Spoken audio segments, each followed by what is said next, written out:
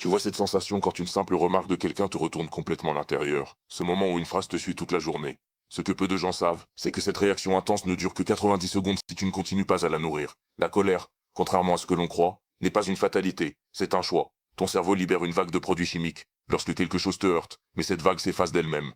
Si tu ne rallumes pas le feu avec ton mental, pourtant nous relançons sans cesse le film dans notre tête. Répétons ce que nous aurions voulu dire. Imaginons ce que l'autre mérite d'entendre. C'est comme déclencher un détecteur de fumée en brûlant un toast, puis décider de brûler encore plus de pain, au lieu d'ouvrir une fenêtre. La prochaine fois qu'un automobiliste coupe la route, regarde ce qui se passe vraiment. Ton corps se contracte, l'adrénaline monte. Voilà les 90 secondes. Le reste, c'est toi qui l'alimente. Chapitre 1. Le mythe du pouce-bouton.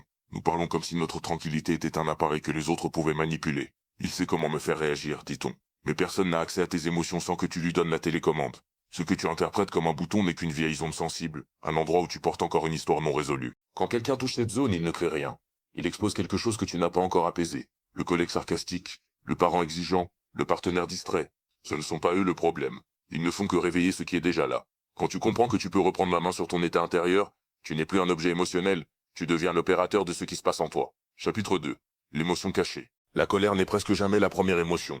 Elle sert de couverture à quelque chose de plus fragile. La peur d'être rejeté, la honte d'être incompris, la blessure de ne pas se sentir considéré. Quand quelqu'un te critique et que tu t'enflammes, ce n'est pas la colère qui parle, mais la douleur d'être dévalorisé. Quand ton partenaire oublie quelque chose d'important et que tu éclates, il y a souvent derrière une question silencieuse. Suis-je important pour toi? La colère offre une armure temporaire, mais elle éloigne les gens plutôt qu'elle ne répare quoi que ce soit. Identifier l'émotion sous-jacente transforme les échanges. Dire « je me suis senti diminué » n'a pas le même impact que tu ne fais jamais attention. Reconnaître la vraie émotion ouvre la porte à la communication, à la connexion et à l'apaisement. La vulnérabilité rapproche. La colère, elle, ne fait que creuser l'écart. Pense à ta dernière explosion. Qu'y avait-il réellement sous la surface? La colère a souvent l'air d'une armure. On pense qu'elle nous protège de la douleur, qu'elle nous rend forts. Mais en réalité, c'est juste un masque. Elle se dresse devant nous pour cacher ce qui se passe vraiment en dessous. Les émotions plus fragiles qu'on n'ose pas montrer. Imagine. Ton partenaire oublie une date importante. Ta première réaction, c'est d'éclater de colère. Pourtant, derrière cette explosion, qu'est-ce qu'il y a?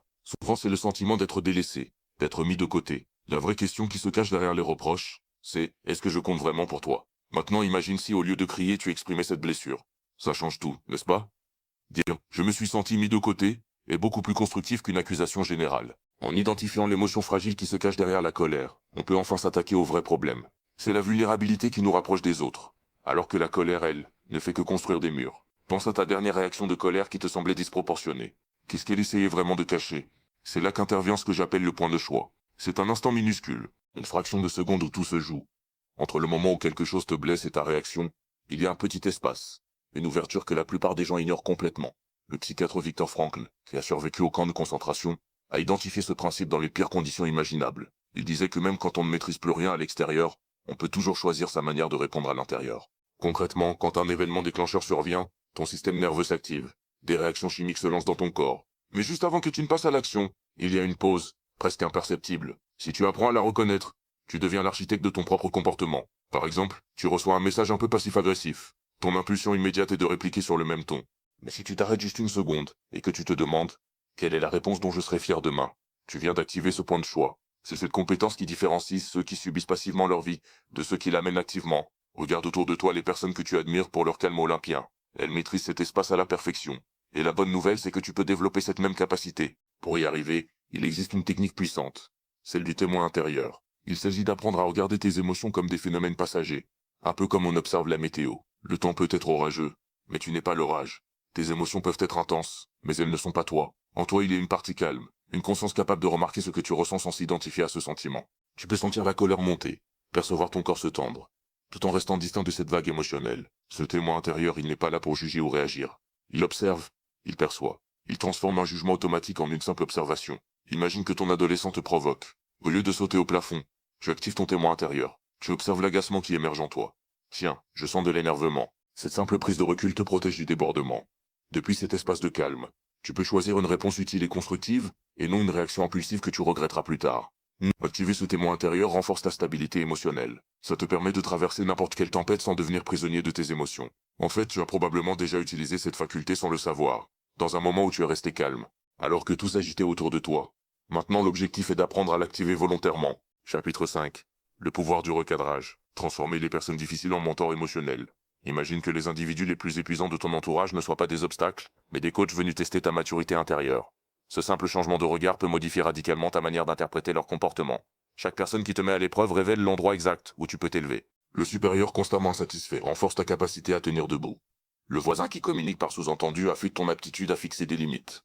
Comme un coach sportif qui pousse ton corps dans l'inconfort pour le rendre plus solide, ces entraîneurs émotionnels sculptent ta stabilité intérieure. Ton responsable te renvoie pour la 15e fois un message de contrôle. Plutôt que de penser qu'il doute de toi, prête-le comme une occasion de t'exercer à rester ancré sous pression. Ce n'est plus une attaque personnelle, c'est une séance d'entraînement. Et au lieu de réagir défensivement, tu peux passer en mode explorateur.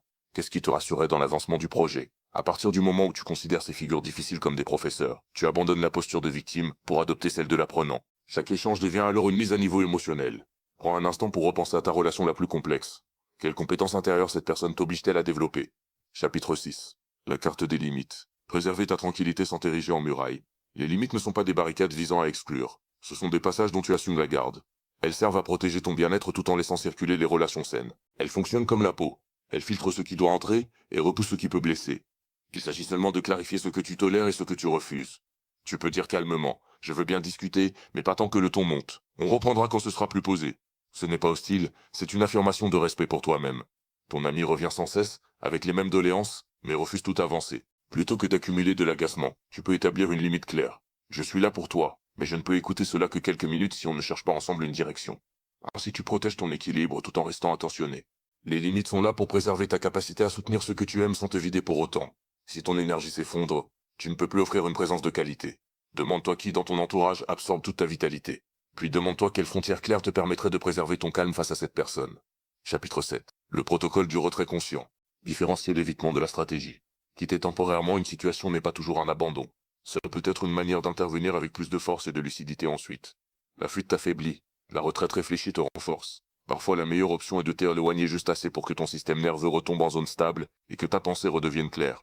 Dire « Je dois faire une pause et reprendre quand je pourrais réfléchir plutôt que réagir » n'est pas une démission. C'est une gestion émotionnelle mature. Imagine ça. Ton partenaire lance un sujet sensible alors que ta journée t'a déjà consumé. Plutôt que de t'enflammer ou de te fermer, tu peux exprimer « Cette discussion compte, mais je ne suis pas dans l'état mental pour l'aborder correctement. On peut reprendre après le repas. » Là, tu respectes la relation tout en respectant tes limites internes. Quelques minutes d'air peuvent éviter des mots qui mettraient des jours à réparer. On a tous connu ces moments où la tension a pris les commandes et où les phrases ont dépassé la pensée. Un simple arrêt aurait empêché l'escalade. Chacun a parfois besoin de respirer. La différence adulte, c'est de formuler ce besoin plutôt que de disparaître mentalement ou émotionnellement. Repense à cet échange qui a dérapé alors que tu étais déjà saturé. Un temps mort aurait complètement changé le cours de la conversation. Chapitre 8. La méthode de la cartographie émotionnelle. Identifier les zones sensibles de ton paysage intérieur. Tu ne traverserais pas un terrain rempli de dangers, sans connaître sa topographie. Pourtant, beaucoup avancent dans leurs relations en ignorant totalement leurs points vulnérables.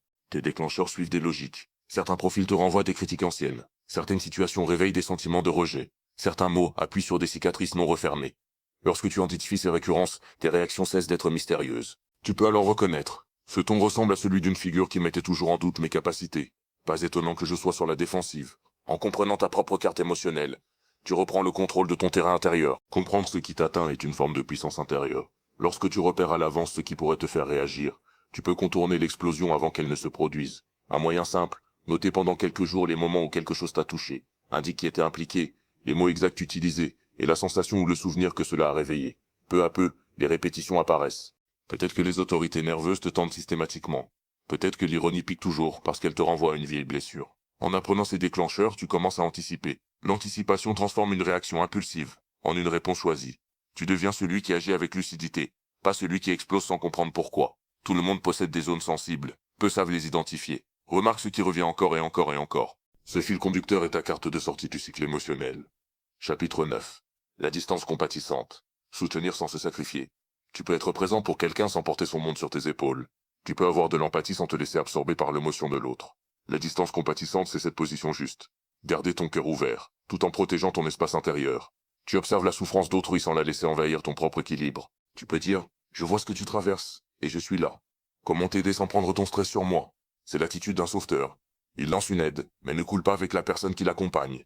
Imaginons un cas concret. Un proche vit une séparation douloureuse, et vient décharger sa peine sur toi quotidiennement. Plutôt que de tout absorber au point d'être vidé, tu peux proposer un rythme qui te préserve. Par exemple, tu pourrais lui dire « Je veux vraiment t'accompagner dans cette épreuve. Choisissons ensemble 2 moments dans la semaine pour en discuter en profondeur.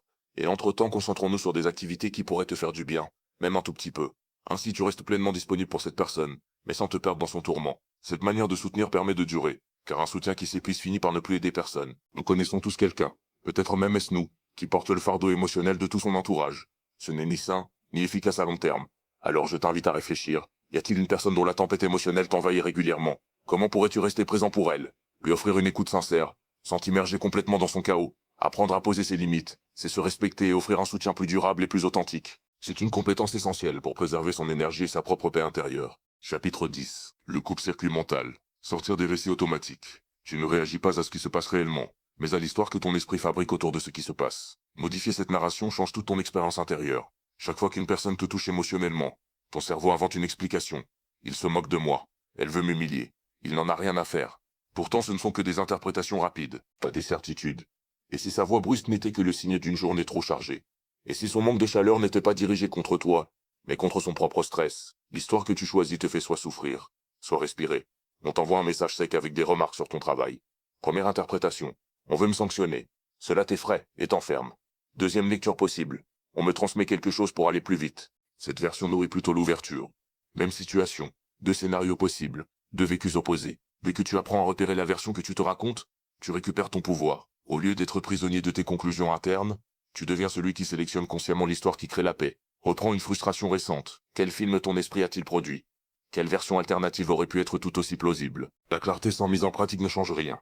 La réelle transformation passe par l'entraînement quotidien, jusqu'à ce que tes réponses deviennent naturelles.